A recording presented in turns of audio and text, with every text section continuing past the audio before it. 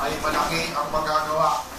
Kapag ang mga anak ng Panginoon, ilan man yan, 2, 3, 4, 5, 10 hanggang 1,000.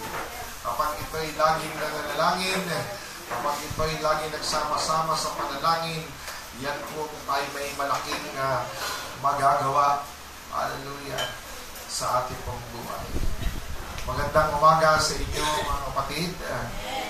Malapit na naman po, malapit na yung ating pong anibersaryo. Susunod linggo ba ay September na ba?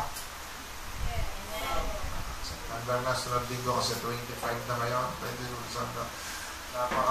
Papasok na naman ang bear. At ibig sabihin ay malapit na ang December. Malapit na naman po ang pagpalit ng taon. Hallelujah. At talagang marami tayong sinasaalang-alang, marami tayong mga dapat isangguni sa Diyos at ating dapat gawin sa Panginoon, sa harap ng Panginoon. Hallelujah. Mapasimula na po tayo. Ito po ating pag-uusapan. Sino po ang naniniwala na ang inyong ginawang panalangin ay may malaking tagumpay? Amen! Amen! Dapat lagi natin pong gagawin niya. Sige po, lalabas na ba? So, yung ating pinag-usapan ngayong umagang ito, hard to decide. Amen? Hard to decide. Mga bagay sa ating buhay na ganyan tayo. Walang sino mang nakaligtas sa ganyang klaseng sitwasyon. Amen. Sa bawat buhay natin, may pagkakataon na talagang nahihirapan tayong magdesisyon. Isang challenge, isang sitwasyon na hindi mo basta-basta ibibigay agad ang desisyon mo. Kailangan mo muna itong pag-isipan ng matagal, pag-isipan ng malalim, at iyong pag-ibalanse ang gagawin mong desisyon. Nangyari na po ba yan sa inyo, mga kapatid? Amen. Na talagang you are facing the difficult situation na kailangan mong hindi lang maupo, hindi lang magbukmok, kailangan darating ang panahon na magdidesisyon ka. At ang gagawin mong decision, kailangan yan ay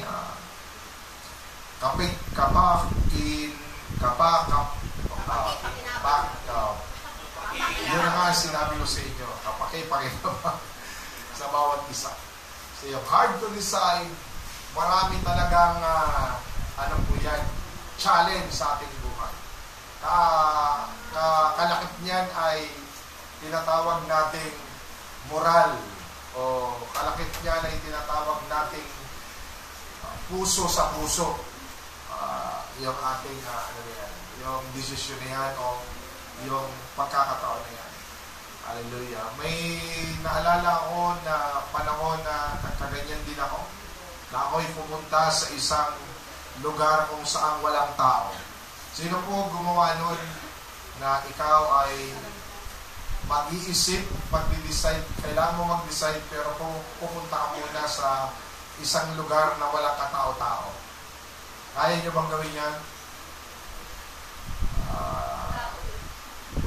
Ikaw lang ang tao.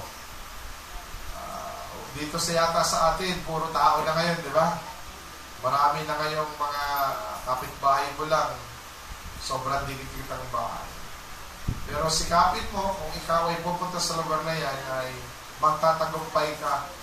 Hindi katulad yan na medyo mataas na lugar yung kinakalagyan nila. Nawa, kapag ikaw ay dumating sa punto na ganyan, walang ibang solusyon ang gagawin mo, kundi tumayo ka at tanggapin mo ang tagumpay. Amen? Hindi yung tatayo ka tapos tatalong ka sa bangin. Diba? O kaya sasabihin mo, suko na ako, ayaw ko na. Ito po, bago po tayo manalangin, sapagkat nanalangin na tayo, ang ating nilang panalangin paghahandog sa salita ng Diyos. Ito po muna yung ating pagbubulay-bulay. Sige po. Sa pag-ikot ng buhay ng bawat individual, ay dumaranas ng mahirap na sitwasyon at dito nasusubok ang isang pagpapasya kung ano ang dapat mong gawin. Ulitin ko po ulit. Sa pag-ikot ng buhay ng bawat individual ay dumaranas ng mahirap na sitwasyon at dito nasusubok ang isang pagpapasya kung ano ang dapat mong gawin. Panandalian tayong pumikit at tayo po ay humingi ng gabay sa Santo Espiritu upang atin ito ay maunawain ang kanyang salita ngayong araw. Hinahandog namin ang salita mo, Panginoon, sapagkat ang salita mo ay makapangyarihan at banal. Punong-puno ito ng hiwaga, malalim ito kung aming pipiliting unawain sa sarili naming pangunawa, mabibigo po kami. Sapagkat ang salita mo ay may kapangyarihan na galing sa banal na Espiritu. Kaya dapat po ang iyong salita ay igalang at sipiin, unawain ng aming puso, hindi ang aming sariling galing at talino. Kaya ngayong umagang ito, hinihiling namin na kami iyong basbasan, banal na Espiritu. Hinihiling namin iyong gabay. Hinihiling namin ang katalinuhang galing sa iyo upang amin, O Lord God, maintindihan letra por letra ang nais mong ipaunawa sa amin ngayong pumamagay. Hindi maging sayang, Panginoon, ang aming pagpanito. Hindi maging isa lamang itong karaniwang pangungusap. Bagkus ang maririnig namin na galing sa iyo ay magbago ng aming pong buhay. Magbago ng aming puso. Mapalakas ang aming diwa. Mapalakas ang aming pananampalataya. At iangat ang moral ng aming paglilingkod sa iyo, Banal na Diyos. Wala kaming iba magagawa kundi magpakumbaba sa iyo, Banal na Panginoon. Sapagkat wala kaming anumang ipagmamalaki sa harap mo. Kami, O Diyos, ay iyong nilalang na mamuhay lamang sa iyong habang. Kaya ngayong umagang ito, aming dalangin ng iyong kapangyarihan na isamahan kami upang maunawaan namin ang iyong salita. Let your word speak to us. Oh, my Jesus, oh, Holy Spirit. Let your word makes our fight strong and become powerful against all the works of the enemy. Makes your word, hallelujah, satisfy our souls upang kami ay maging matatag na mga anak mo in this last times. Let it be your presence, Lord God. Let it be your glory. Hallelujah, ay matanggap ng bawat isa. Ito pong aming dalangin sa pangalan ng Jesus. Amen at amen. Amen! Wala na nag-amen. Amen! Okay. Bawat buhay merong haharapin na mga mahihirap na sitwasyon. Bawat paglilingkod ay sinusukat ang ating dedikasyon. Amen pa ba? Amen! Susukatin yan kung hanggang saan kakatata. Ang buhay mo rin sa natural na buhay mo, susukatin kung hanggang saan mo alam ang salitang buhay. Ibig sabihin, ang buhay at pananampalataya, ito ay nagkakaroon ito ng tamang pagpapaliwanag o tamang kaalaman kung ito ay talagang binibigyan mo ng pagkakataon na maunawaan mo. Ang pag-ikot ng buhay ay hindi pare-pareho. Tama po ba? Ang buhay mo ngayon, bukas ay meron kang mga hindi inaasahang mangyayari na darating sa iyo. Kadalasan, ang karamihan sa atin ay nasusurpresa ka. Kadalasan naman ay sinasabi ko, ay alam ko na yan. Simple lang sa akin yan dahil napag-aralan ko na yan. May mga bagay naman na tutulala ka na lang at iiyak ka na lang Bakit dumating ka sa ganong sitwasyon? Ang akala mo ay ikaw ay kawawang-kawawa at ikaw habag na habag. Ngunit yan lamang ang mga bagay na yan. Diyan mo makikita kung hanggang saan mo pagtatagumpayan at mag-iisip ka sa tamang pagpapasya kung ano ang gagawin mo. Tuloy po tayo. Isang sitwasyon na susubok sa pagkatao at kung ano ang pinaniniwalaan. Sapagkat ang bawat isa sa atin ay mayroong paniniwala. Tama po ba? May paniniwala, iba-iba ang ating paniniwala kung pag-uusapan natin ang sarili mong galing. May sarili tayong galing, bawat isa sa atin. May sarili tayong konsepto ng buhay. Hindi pa rin pareho ang ating konsepto ng buhay. Tama pa ba? Magkakaiba ng konsepto natin ng buhay. Kasi kung pare-pareho lang ang konsepto ng ating buhay, iisa lang yung ating panuntunan na ginagawa sa ating buhay. Ibig sabihin, iba-iba yan. Merong tahanan na iba ang kanyang konsepto, may tahanan naman din ng ibang konsepto. Ganon din po individually.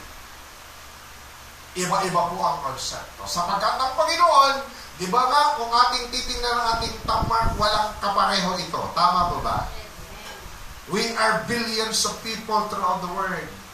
But through the grace and the power of God, hindi tayo nagtataka na wala ang kaparehong tamang. Tingnan mo yung control na ginagawa ng Panginoon. Ang kapangyarihan ng Diyos.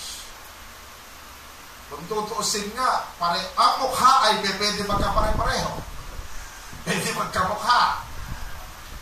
Pwede rin ang magkapareho ng panlasa mo, magkapareho ng gusto mo, magkapareho ng diskarte mo, pero hindi ka magkakapareho sa tama.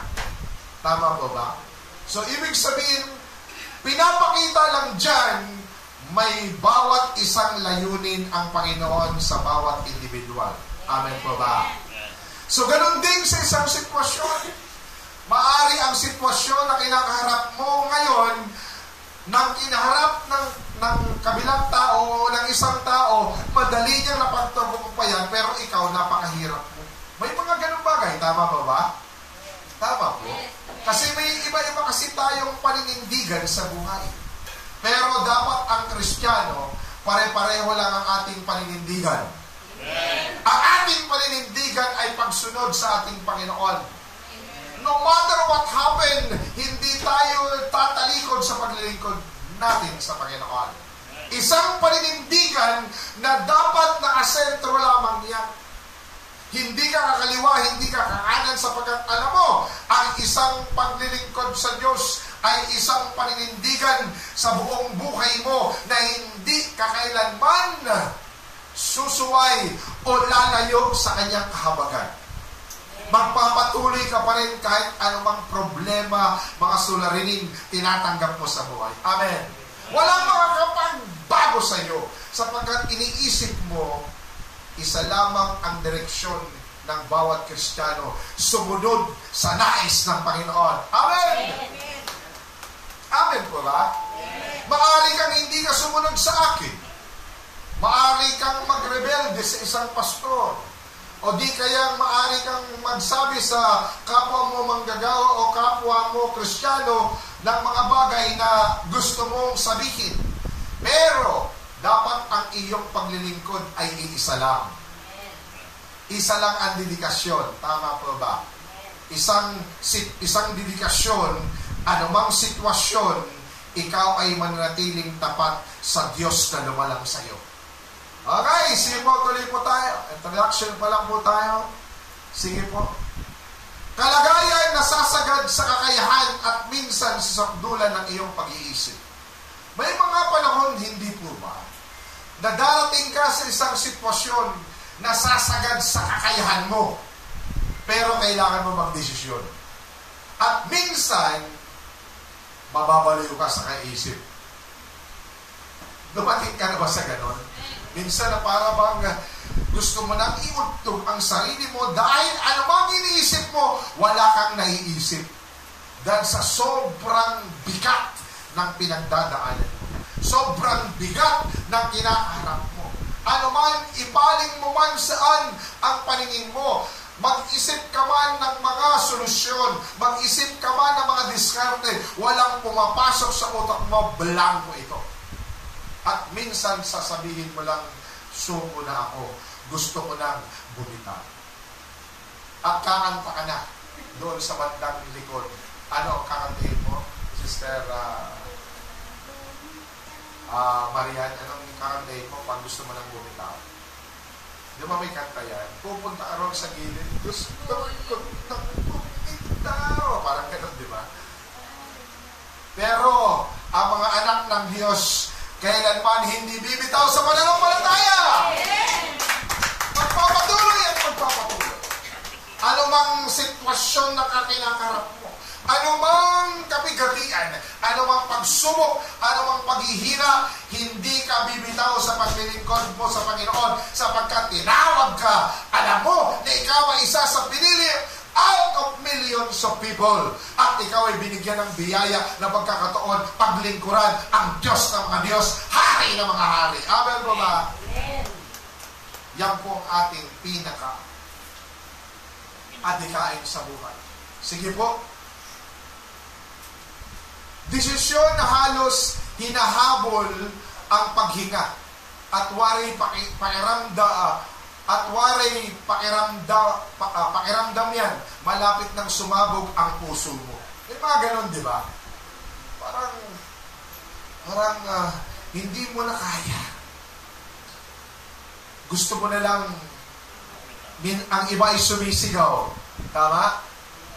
Nakaranas ka na ba na pumunta ka sa meron di bang isang restaurant na pupunta ka, tapos bibilin mo yung kung gaano kakaraming pera, mamimili ka kung ano bibili mo, tapos ay nababasagin mo. Nakapunta na ba kayo sa ganong restaurant? Meron ganon. Siguro yung platter on ng isa yata ay 20 pesos. So, sa 20 pesos na yun, sa 5, 100. Yung plato na yan, gagawin mo, iagis mo yung isa pa 10 piso para 100 para malabas ang galit mo. May ganun. Tapos kung hindi ka makontento, meron pa kayong rep! Babayaran mo yung rep na yun. Sige, buhatin mo na. Kakagis mo yun dahil sa gusto mo marilis. Nakapunta na po ba kayo? Gusto niyo po ba? Meron pong ganun na talagang kaso nga lang pagkatapos mo lalapit ngayon yung tagapamahala. Sir, ma'am, ito po babayaran mo. Ayan, nabasag ko. Opo, 8,388. Wow! Ang tindi pa na ng kalit ko, 8,000. Hallelujah. Amen. Di ba magugulat ka? Lalong, imbis na gumawa ng puso mo, nadinig ang puso ko, 8,000 pa na. May mga ganong bagay. Pero at least, nasihan ka naman. May mga tao naman na dahil sa sobrang hirap ng pinagdadaanan nila, may mga taong nakatahimik na lang. May ganun po bang tao? Ikaw ba yan? Naupo ka na lang sa gilid. At habang naupo sa gilid ay hawak mo yung puso at biglang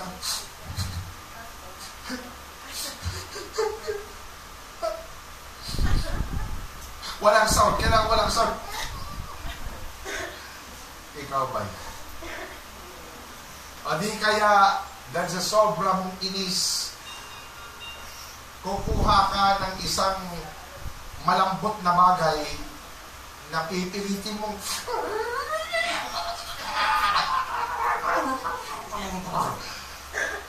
nakaranas ka na ba ng gano'n? Tawag doon, ano yan? Stress free. Stressful, di ba? Meron ako nun dati.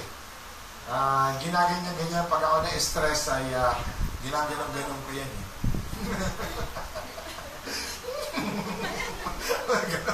Nagigigil ka na. Bakit? Nagigigil ka. Hinihigawan ng gano'n eh. May Yung mga ganun pong bagay na halos sasabog na ang puso mo. Then, ang bigat-bigat ng pinagdadaanan. Pero, kailangan mong magdesisyon. Amen. Amen. At ang desisyon na yan, dapat kasama mo ang Panginoon. Ang mga taong nangyayari ganyan, hindi nyo po ba alam may nangyari na ganyan sa Biblia? Aalamin natin. Sige po, meron pa po ba? Life is about making a tough decision. Ulitin ko po ulit.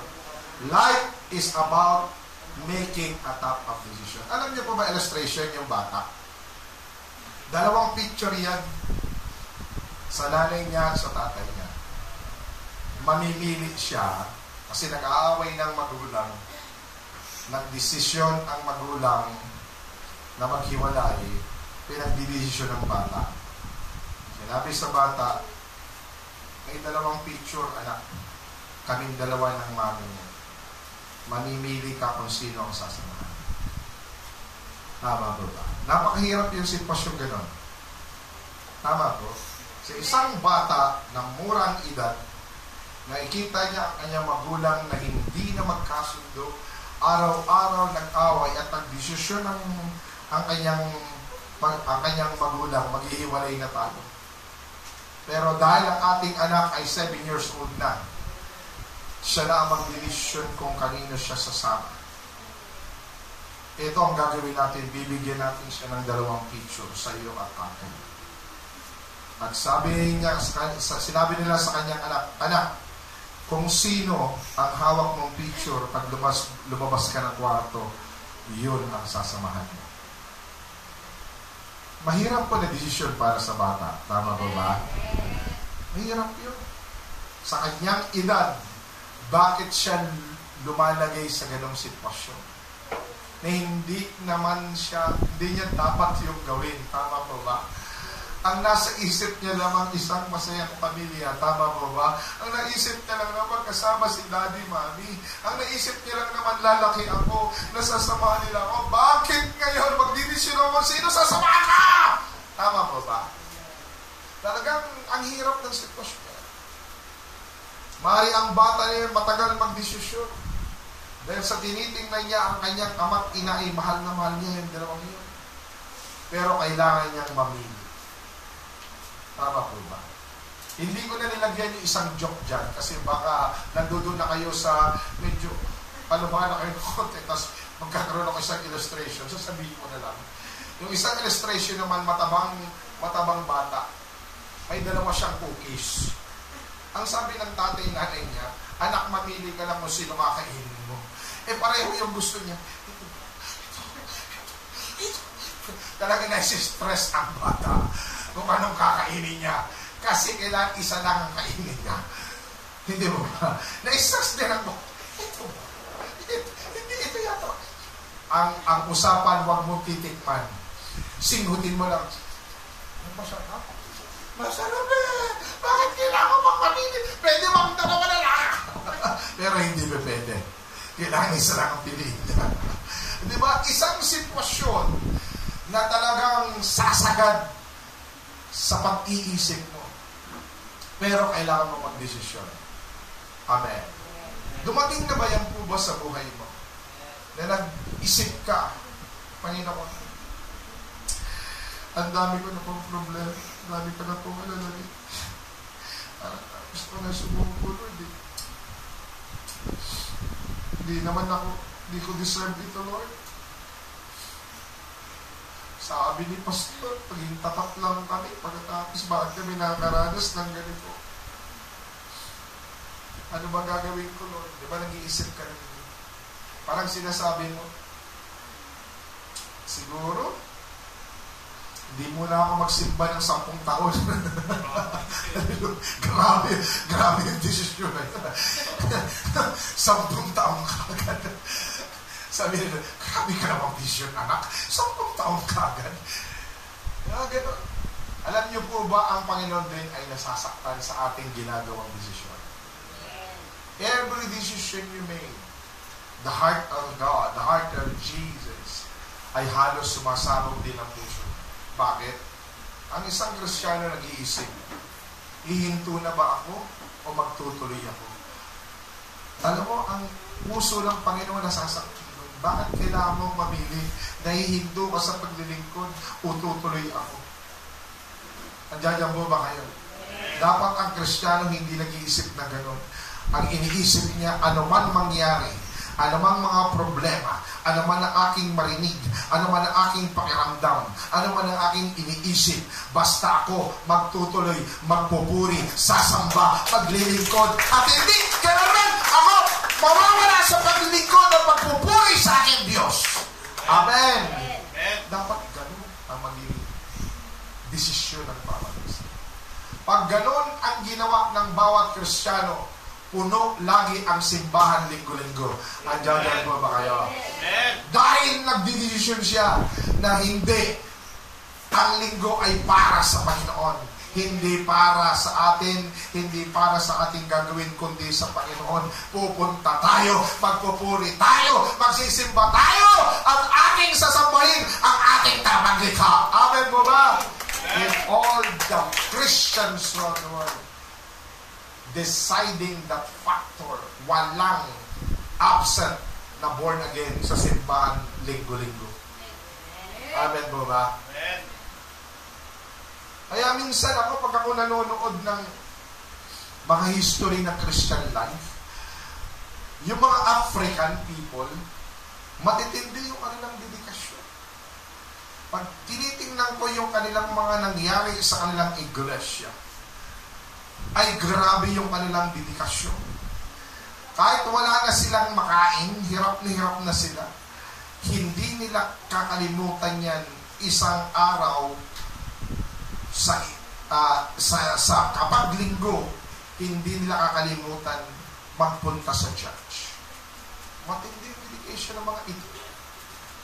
Kaya minsan sabi ko sana naging na lang ako. Matindi. Talagang kahit wala na silang makain, iniisip nila magsisimba kami dahil didinggin ng Diyos ang aming panalangin kapag nagsimba kami. Tingnan mo yung kanilang dedikasyon doon. Amen po ba? Amen. Matindi. Alam mo ba, di ba sa Africa ngayon, di ba nababasa natin yung putik nila, anong ginagawa nila? Ginagawa nila cookies. Lalagyan lang nila ng asin yan, cookies na yan. Kaanin nila yan, yung kanilang lalamasin ng ano yan, yung lamas na lamas. Tapos lalagyan ng konting asin. Tapos iuhulma nila na tinapay, patutuyuin. Pag tuyo na, cookies na. Nangyari na ba sa iyo yan? Nangyari na po ba sa atin yan? Pero pag nangyayari sa kanila yan, pag linggo naglalakad sila, kahit malayo, para pumunta lang ng simbahan at pagpuri sa Panginoon. Tingnan mo yung kanilang dedikasyon. Hallelujah. That's why God bless ang African nation ngayon. Ang Haiti, sobrang hirap noon, ngayon pinagpapala ng Panginoon. Nagkaroon sila ng Kristiyanong presidente. Amen. Depende po yun Kasi depende doon sa sitwasyon. Ano man ang kalagayan mo sa buhay, basta ikaw magdidesisyon, Panginoon, hindi kailanman ako mapipigilan ng anumang mahirap na sitwasyon sapagkat ako'y iyo, ako'y maglilingkod at walang sino mang makapigil sa akin para purihin ka at sambahin ka sa pangalan ni Jesus. Amen!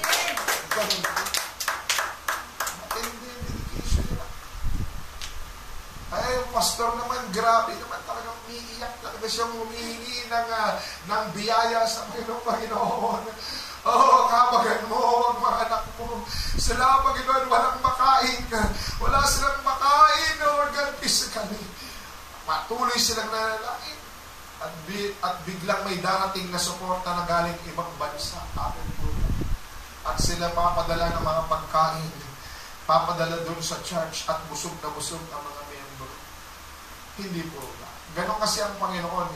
It depends about your decision. Ano man mangyari, magtutuloy-tuloy ka pa rin maglingkod sa Panginoon. Amen! Ito na po ang isang tao na talagang dumating sa ganong klaseng sitwasyon. Basa po tayo ng salita ng Diyos. Bibilisan ko na po ito. Genesis 22:1-5. Ako na lang po magbabasa. Sumunod na lang po kayo. Pagkalimos ng ilang panahon, sinubok ng Diyos si Abraham. Tinawag siya ng Diyos. Abraham, narito po ako, tugon niya. Verse 2. Sinabi sa kanya, isama mo ang kaisa-isa at pinakamamahal mong anak na si Isaac. At magpunta kayo sa lupain ng Moria. Umakyat kayo sa bundok na ituturo ko sa iyo at ihandog mo siya sa akin. Verse 3. Kinabukasan, maagang bumangon si Abraham at nagsibak ng kahoy na gagamitin panggatong na handog na susunugin. Ihanda niya ang asno at umalis kasama si Isaac at dalawang aliping lalaki pumunta sa lugar na sinabi ng Diyos sa kanya.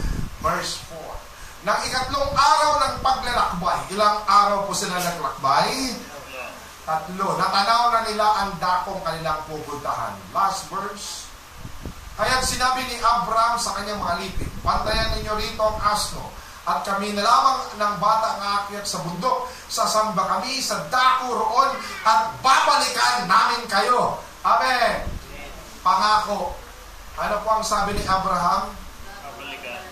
Ano po ang sabi ni Abraham sa dalawang kanyang alipin? Babalikan namin kayo. Ano ang sabi ng Panginoon kay Abraham? Ihandog mo ang iyong anak. Pag sinabing ihandog, papatayin po yun. Ang paghahandog po, nung unang panahon, ilalagay siya sa ginawang altar at sasaksakin siya at susunugin ang kanyang katawan para ihandog sa Diyos. Ganon ang gagawin ni Abraham. Pero anong sabi niya sa kanyang mga tauhan? Babalikan namin kayo. Nakapunta na ba sila sa bundok bago niya sinabi ito? Hindi pa, di ba? May pananampalataya na siya. Amen po ba? Pero tingnan mo, nang sinabi ng Diyos kay Abraham, gabi po yun, nang sinabi sa kanya, Abraham, bakit po, Panginoon? Pumunta ka ng bundok doon sa Maria. Ano po? Sama mo ang pinakamamahal mong anak, si Isaac. Ihandog mo siya sa akin. Yung ganong salita, madali ba sa'yo kung ikaw ay merong ganong klaseng may anak ka? Be realistic. Be realistic. Na nag-iisa mong anak, wala ka ng ibang magiging anak. Dahil si Ismael naman ay hindi anak ng pangako. Si Ismael ay anak ng pagkaalipin. Tama po ba? Ang sinabi ng Panginoon, bibigyan kita ng isang anak ng pangako. Ibig sabihin, isa ang pangako, si Ismael ay pagkaalipin na anak. Naiintindihan niyo po ba ako? Kaya alam niya, si Isaac lang ang pangakong anak at hiniling ng Diyos ang pangakong anak na ihandog sa kanya, patayin at ihandog. Sa tingin mo, madali yung kay Abraham. Nag-iisang anak. Ikaw, kapatid, pag hinilingan ka ba ng Panginoon, na pagpalagay natin hindi nilang anak, may isang importante sa buhay mo, hilingin ng Diyos, ibibigay mo ba? Kaya mo bang ibigay? Na alam mo, ayan ang pinaka-importante sa'yo. Na alam mo na ayan ang buhay mo. Na alam mo, ayan ang resources mo. Alam mo, ayan ang pinanggagalingan mo ng lakas. Pinanggagalingan mo ng buhay. At hilingin ng Diyos sa'yo, ibigay mo sa akin yan. Madali mo bang ibibigay? Mahirap, di ba? Ikaw, Vladimir, maibibigay mo ba kagad? Bakit? Kayong dalawang mag-asawa, ibibigay nyo ba kagad? Bakit? Nag-iisip kayo? Ang Diyos na nga po, humingi sa inyo eh. Di ba ganun tayong tao? Nag-iisip ka? Kaya si Abraham, yung ating introduction kanina, lahat yun naranasan niya. Nang pagtulog niya palang actually hindi siya nakatulog. Kaya maaga siyang bumangon. Dahil hindi siya makatulog, iniisip niya, bakit hihingiin ng Diyos ang kanyang ibinigay na pangako sa akin? Bakit niya gustong ihandog ko ang aking anak na saksakin sa harap niya? Bakit lahat ng bakit inisip na ni Abraham? May nagawa ba akong kasalanan sa iyo, Yahweh? Bakit mo ako ginaganito? Ako naman ay tapat. Ako naman ay naghandog araw-araw upang papurihan ka. Lahat naman ng aking pag-aari, ang aking ikapo ay lampas pa na inahandog ko sa iyo. Gumagawa ako araw-araw ng dambana upang ikaw ay sunugan ng isang batang tupa upang pasalamatan ang iyong kabutihan sa akin. Bakit ngayon? Pwede ba si Sarah na lang yung handog ko? Matanda na itong asawa ko eh. Medyo, huwag naman si Isaac, Lord. Pambihira naman. Ang dami mo ba nahihilingin? Ito pang aking pinakamamahal. Pag sinabi mo pinakamamahal, importante yan sa buhay mo. Amen! Anong importante sa'yo? Meron ka bang pinaka-importante? Kaya mong ibigay ba yan sa Panginoon? This is the tough decision you made. We've made. The hard to decide kung ikaw ba ay tatalima sa utos sa iyo ng Panginoon, ikaw ba ay susunod o magpapatuloy kang titigasan mo ang iyong prinsipyo, ang iyong puso at magkakaroon ka ng reason out. Pakinggan niyo po ako. Si Abraham nga na itinuring natin na ama ng ating pananampalataya, siya ay humarap sa isang mahirap na sitwasyon na isipin niya palang sasabog na ang kanyang utak sa pag-iisip. Of course, alam na, according to historian, sinabi rin ni Abraham yan kay Sarah. Sarah, pupunta kami sa bukas ng maaga. Utos ni Yahweh. Saan kayo pupunta? Sa bundok Maria. Oh, di sige, pumunta ka. Inutusan ka pala ni Yahweh, di pumunta ka. Pupunta ka. Pero alam mo ba ang inuutos sa akin? Ano ba yun? Ihahandog ko ang anak natin. Kung ikaw si Sarah naman, papayagan mo? Ha? Yung mahal kong si Isaac. Ano ba naman yan? Abraham, bakit? Anong kasunod ang ginawa mo? Pwede siyang sisihin ni Sarah. Bakit si Isaac na mahal natin ihahandog mo? Pero wala kang magagawa dahil ang inuutos ng Panginoon. Susunod ka.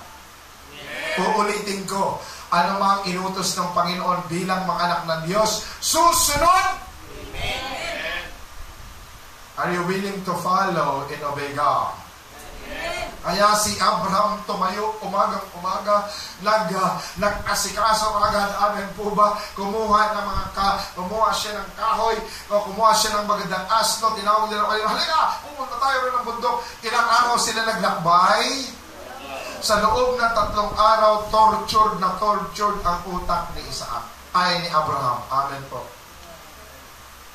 Dumating na ba sa buhay mo yung ganon? Na-tortured ng utak mo. Nag-iisip ka, bakit pinapagawa sa iyo ng Panginoon? Di ba maraming bagay na gustong pagawa sa atin ng Panginoon pero hindi natin kayang gawin? Simple nga lang eh. Marami ka ng reason out. Marami sa Diyos, Panginoon, huwag naman yan. Lord naman, pambihira. Minsan nga lang, katulad ng sinasabi ko sa inyo, ang panahon ng ating kinabubuhay ngayon sa huling panahon ng paninindigan at paniniwala sa lahat ng sinasabi ng Panginoon. Panahon ng Lord God, ano man mangyari, susunod ako.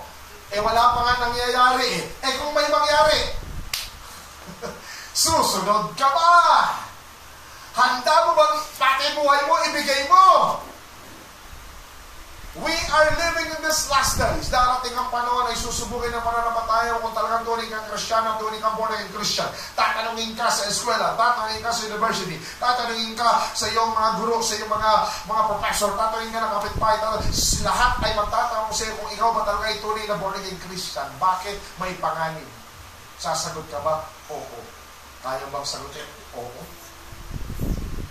Binibigyan tayo ngayon ng Diyos na ngayon pa lang na ating pag-alamin ng ating pananampalataya. Isang desisyon na kailangan mong manindigan, isang desisyon na kailangan mong patunayan na anuman mangyari, isusuko mo, susunod ka sa sinasabi at manawagan sa iyo ng ating Panginoon katulad ni Abraham. Amen. Kahit si Abraham ay siya ay nasobrahan siya ng pag-iisip.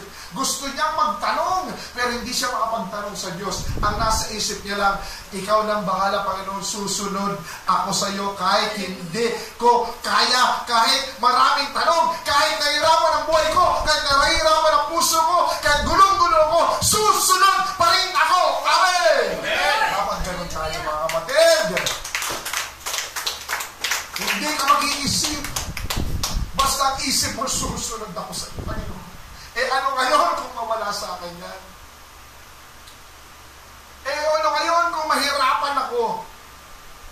Basta, Lord, ibibigay ko sa iyo ito. Alam niyo po ba, ito po yung tinatawag na breakthrough po ng paghahandog ni Abraham. Marami na siyang hinandog kay Yahweh. Amen po ba? Marami na siya. Nagkaloob siya sa mga pare doon nung araw, sa mga sordote. Nagbigay siya ng halos lampas sa iyapo. Ika-20, ika-30, kahit mga kalahati na kayo pag-aari, binibigay niya sa mga sordote ng Panginoon. Dahil alam niya, kapag binigay niya to, ibabalik ng Diyos ng siksik, liglig at umaapaw. Kay Abraham galing yun. Praise the Lord. Kaya sabi niya, ang nangyari rito ay isang breakthrough. Dito nagpasimula ang tinatawag na pagbukas ng anumang mga pagpapala kay Abraham nang sumunod siya sa Panginoon na hinandog niya si Isaac kahit mahirap sa kanya gawin yon. Amen. Dito niya nakilala na nagsabi ang Panginoon, I have the God, the Jehovah Jireh in my life. Amen. Amen. Siya yung Diyos na magbibigay ng anuman pagkaari na hilingin ko sa Kanya. Siya ang Jehovah Jireh na magbibigay ng lahat ng aking ikabubuhay. Siya ang Jehovah Jireh na nakilala ko sa araw na ito. Basta susunod lamang ako sa pagagawa niya, handa niya naman ibigay ang lahat para sa akin. Amen. Amen. Binigay ni Abraham ang lahat sa kanya. Wala na nga siyang itinira. Si Isaac ang kanyang kayamanan. Kasi alam niya, ayon ang magsisilbi sa kanya upang siya'y maging ama ng mga bansa. Alam niya ang pagpapala ng pinangako ni Yahweh sa kanya. Pero tingnan mo ang kanyang pananampalataya, babalikan namin kayo. Ibig sabihin, hindi matutuloy ang pag-aalay kay Isaac. Amen po ba? That's right! Amen! Yan ay pananampalataya. Kung ibibigay ko ito, alam kong may ibabalik pa. Kayang buhayin ng Diyos. Kung halimbawang patayin ko si Isaac sa harap ng Diyos, makapangyarihan ng Diyos ko na kayang ibalik ng Diyos ang buhay ng anak at mga kasama. Wala siyang babalik sa tahanan ko. Yan ang pangako ng Panginoon. Siya'y naniniwala sa kanyang Diyos. Ikaw, naniniwala ka ba sa iyong Diyos? Amen. Na ang hilingin sa iyo ng Panginoon, kaya mo ang pagkaloob. Listen to me. Pastor, introduction pa lang yan. Opo. Ginanahan ako sa introduction. Kaya bibilisan natin ng 1, 2, 3. Sige po, ito na po ang 1. Magpapatalo ka ba o mangingibabaw? Sa isang desisyon, magpapatalo ka ba o mangingibabaw ka?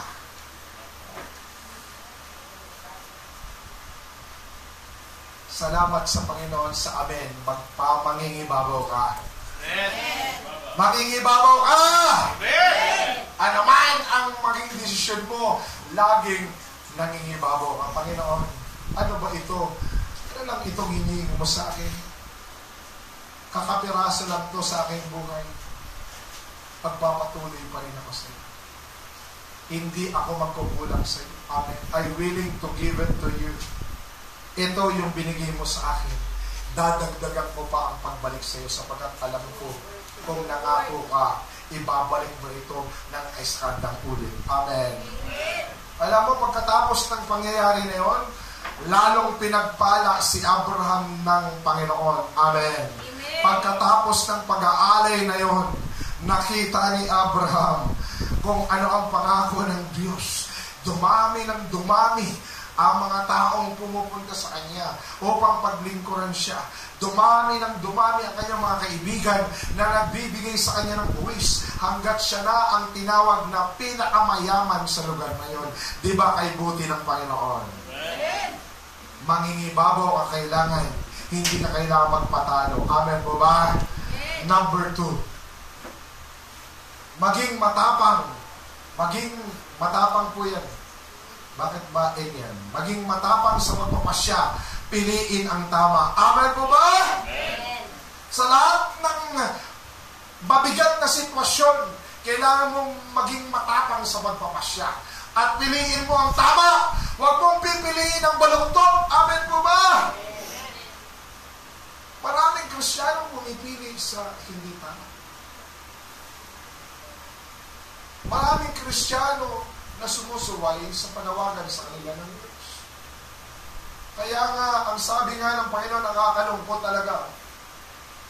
Ang sabi ng Panginoon, sa mga huling araw, iilan lang ang maliligtas. Kasama ka pa po ba sa iilan-ilan? Parang wala pong nag-iilan. Kasama ka pa po ba sa ilan-ilan? Pag sinabi ng Panginoon ilan-ilan, countless din po yun. We are right now billions of Christians.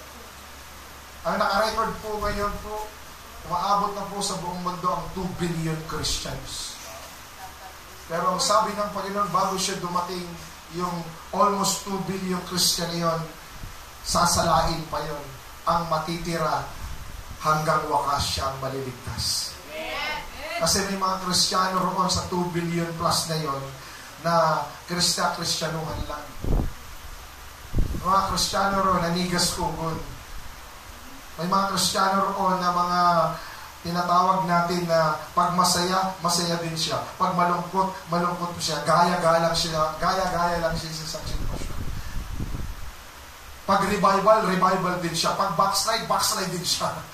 Sumusunod lang siya sa agos na nangyayari sa paligid niya. Ang gusto ng Panginoon, yung mga Kristiyanong naninindigan anuman ang sitwasyon. Amen po ba? At pinipili niya lagi ang tama. Amen! At ang tama, pupurihin mo ang Panginoon at sasampahin mo. Ang tama, siya lamang ang iyong pipiliin, siya lamang ang iyong susundin, siya lamang ang number 1 sa buhay mo. Piliin ang tama, tatalima ka sa kanyang mga sinasabi sa Biblia. Amen po ba? Susunod ka rito, yan po ang tama. Ang tama, makikinig ka sa puso mo. Ang tama, makikinig ka sa katotohanan. Hindi makikinig ka sa mga naririnig mo lang. Huwag mong hayaan ang desisyon mo doon sa nababasa mo lang sa Facebook. Huwag mong hayaan ang desisyon mo sa naririnig mo lang sa ibang tao. Kundi ang desisyon mo dapat hango sa Biblia. Amen! Amen! Dahil madaya na kayo ng Facebook, mga kapatid, madali nang dayain ng tao. Kala mo totoo, pero kasinungalingan. Madaling magkunwari na ngayon. Madaling sabihin, tama ito. Tama ito. Oo nga, tama ito. No, ang tama ang Biblia. Ano bang sinabi nila dyan, ano bang kanilang pinangaral, tingnan mo pa rin kung anong sinasabi ng Biblia. Huwag kang titingin kung, magaling itong mga aral ito, susunod tayo rito. Sabi niya, talagang ibang klase. Tama nga. Pinangalan niya rito, dapat hindi pala tayo magiging faithful sa times. Susunod ka naman. Alam mo ba? Oo nga, dapat hindi pala. Dapat paunti-unti na. Kasi sabi, preacher ko, galing ka na preacher na ko. Ang galing kaya nito. Hindi mo na papakinggan ang sinabi ng Panginoon, pinakinggan mo na ang sinabi. Number 3, huli. Manindigan kung ano ang dapat upang maging sapat. Amen! Manindigan kung ano ang dapat upang maging sapat. Kaya si Abraham naging sapat ang kanyang buhay hanggang siya'y namatay. Kasi nanindigan siya kung ano ang dapat. Nang isinalin niya na kay Isaac ang lahat ng kanyang pag-aari ay sapat na sapat ang biyaya kay Abraham. Dahil sa noong paman, nanindigan siya sa dapat niyang gawin. Sumunod siya sa Diyos na tumawag sa kanya. Ikaw, tayo, are you willing, hallelujah, to obey what the Lord commanded us? What the Lord told us to do? Na tayo maging faithful sa Kanya, ano man mangyari sa buhay natin. Hindi ito, alam ko kasi ang ating sarili, sinusubok talaga yan. May pagkakataon na ayaw mong itaas ang kamay mo dahil sa problema. May pagkakataon na ayaw mong manalangin. May pagkakataon na ayaw mong magbasa ng Biblia. May pagkakataon talagang ayaw mo talagang magsimba. Pero pag susunod ka sa panawagan sa iyo ng puso mo at iyong Santo Espiritu, magiging pagpapala yan sa maraming tao at ikay makakatanggap ng sapat na biyaya. Conclusion. Sabihin natin conclusion. O, kita mo, ang lakas. Ang pagpapasya, kung ano ang tama, ay mag-aatid ito ng tamang daan tungo sa matagumpay na patutunguhan. Basahin nyo nga po, lakasan nyo. 1, 2, 3, go! Ang pagpapasya, kung ano ang tama, ay mag-aatid ito sa tamang daan tungo sa matagumpay na patutunguhan. Amen po ba? Amen. Oh, glory to God. Habang sinusulat ko po yan, habang gumagawa po ng outline, Lord God, tulungan mo po ako na maipaliwanag ko po sa mga anak. Dahil may pagkakataon sa aming buhay, dumarating kami sa kawalan. Dumarating kami sa sukdulan ng aming pananampalataya. Dumarating kami sa isang pagpapasya kung kami magtutuloy pa o hindi na. Pero Panginoon, gabayan mo kami upang aming gagawing desisyon ay magtutuloy-tuloy kami hanggang katapusan, hanggang sa iyong pagbabalik.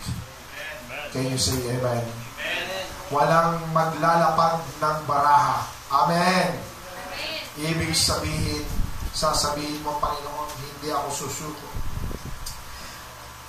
Magtutuloy ako. Magtutuloy ako hanggang sa dulo, hanggang makita mo ang iyong pagbabalik sa kalangitan ng punong-puno ng kaluwalhatian, nang naririnig ko ang tinig ng mga anghel, trompeta sa langit na magsasabi, anak ng tao sa limutan, pagmasdan niyo ang anak ng Diyos. Siya'y dumating na at kukunin niya na ang kanyang tunay na iglesia. Dapat ikaw makasama ka mo. Amen po ba? Isang experience na nakikita mo na walatian ng Diyos. Kahit sa kamandako sa buong mundo, when Jesus appeared to the air, lahat po yan ay makikita sa sinihan. Makikita lahat yan sa mga balita, sa computer shop. Lahat po yan magkakaroon ng totally blackout. Lahat po isa lamang ang makikita nilang palabas. Titigil ang lahat ng palabas at ayun lamang ang lalabas sa kanilang mga screen, that our Lord Jesus ay muli nang bumalik. Kaya maraming matatakot. Marami ang magtatago dahil makikita nila ang kaluwalhatian ng Diyos.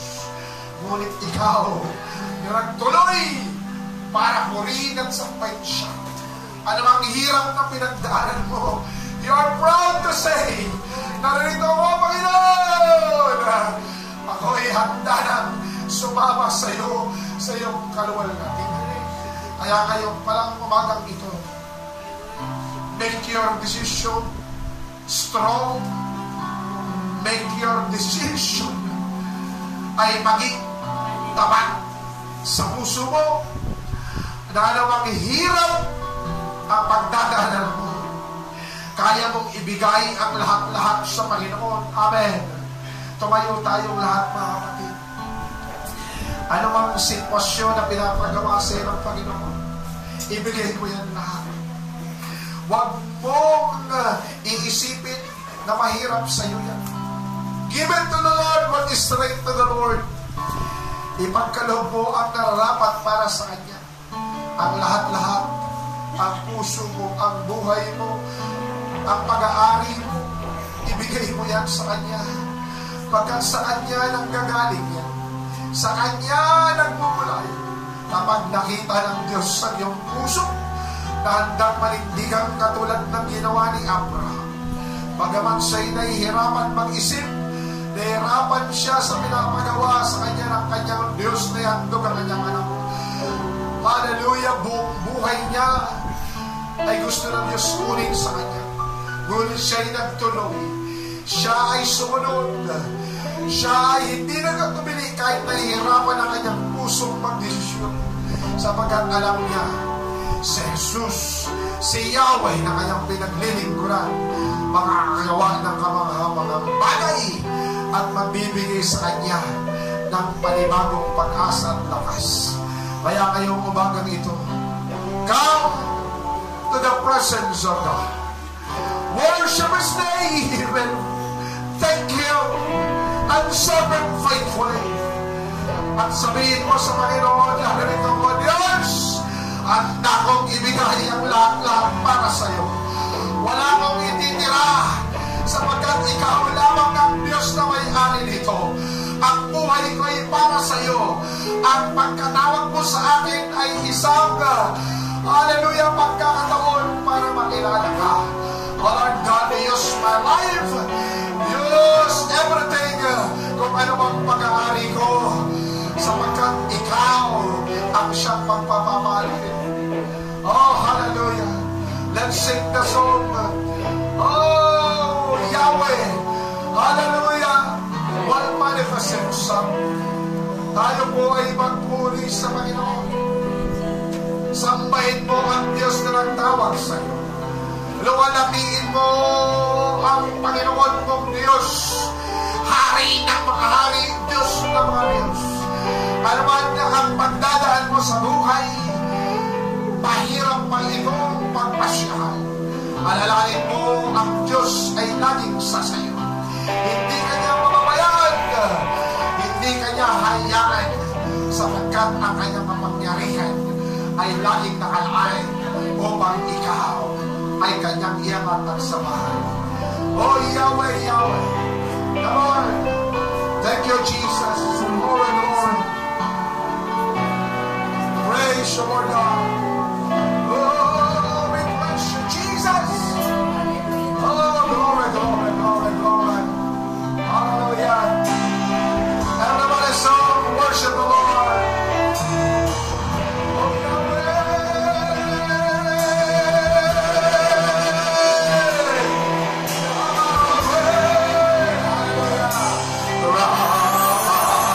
praise God.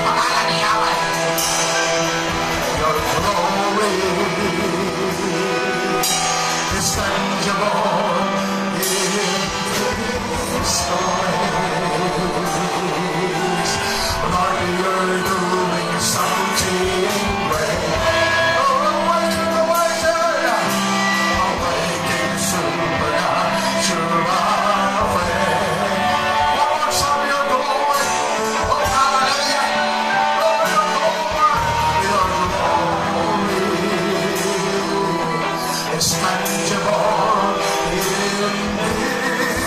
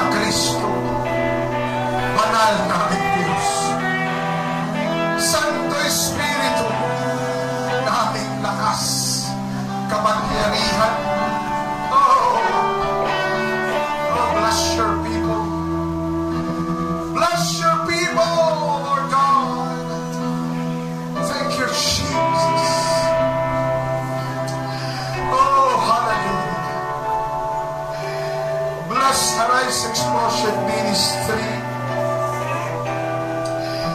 Bless every members of this church.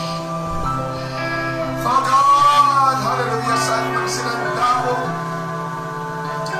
makatanggap dinawa sila ng iyong pagmamala sa pangalan ni Jesus.